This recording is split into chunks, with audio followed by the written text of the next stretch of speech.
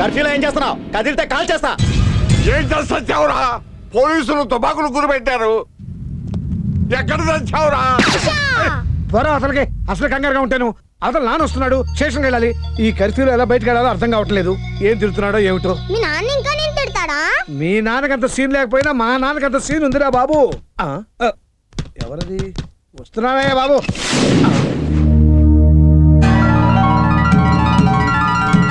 వీళ్ళు మీకు తెలుసా? తెలుసని చెప్పి సావరా. తెలుసండి, మా నాన్న మా తమ్ముడు. శివరామకృష్ణయ్య అని రాసి ఉన్న షాప్ మీదేనా?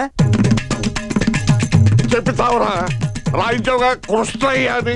మాదేనండి, పెయింట్ తప్పు రాశాడు. మీరు వెళ్ళండి సార్.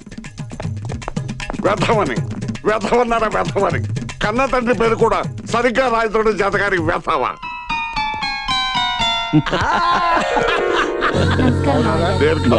ఇదే మా ఇల్లు. అందరూ బాగున్నారు. పదే పాట తిని కూర్చుంటే ఒళ్ళు ఏమవుతుంది? అదంతే. వాడు సెకండ్ స్టాండర్డ్ లో కూర్చాడు. అరే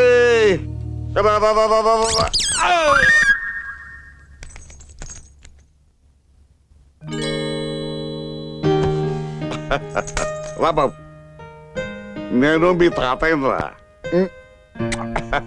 కొంచెం బాబు, నీ పేరేమిట్రా? శివరామకృష్ణ. ఓలే, శివరామకృష్ణ అని పెట్టలేదు. ఎంతసేపు పట్టుకుంటావు? రా లోపలికి వెళ్దాం. మీరేనా గాంధీ తాతతో పాటు తిరిగింది? లేదరా, ఈ ఒక్క విషయం మాత్రం కరెక్ట్ గా చెప్పాడు అనమాట మీ బాబు. ఇంకేం చెప్పాడరా? ఇంకా చాలా చెప్పాడు. నాన్న పొడుగెందుకు పెరగలేదంటే మీ తాతయ్య కొట్టే సుత్తికి పెరగలేదురా అన్నాడు. ఇంకేం చెప్పాడరా? ప్రతిదానికి గాంధీ తాత గురించి చెప్తావంట కదా. ఆనస భరించలేకే మా నాన్న నీ దగ్గరికి రాడంత తాతయ్య. నాన్న, అది మీ గురించి డాక్టర్ దగ్గర అపాయింట్మెంట్ తీసుకున్నాను. దాని సంగతి తర్వాత, ముందు నా మనోడు చెప్పిన విషయం తెలుసు. పోనీ ఒక్కసారికి క్షమించేయండి తాతయ్య. నువ్వు చెప్పావు కనుక వదిలేస్తున్నాను రా.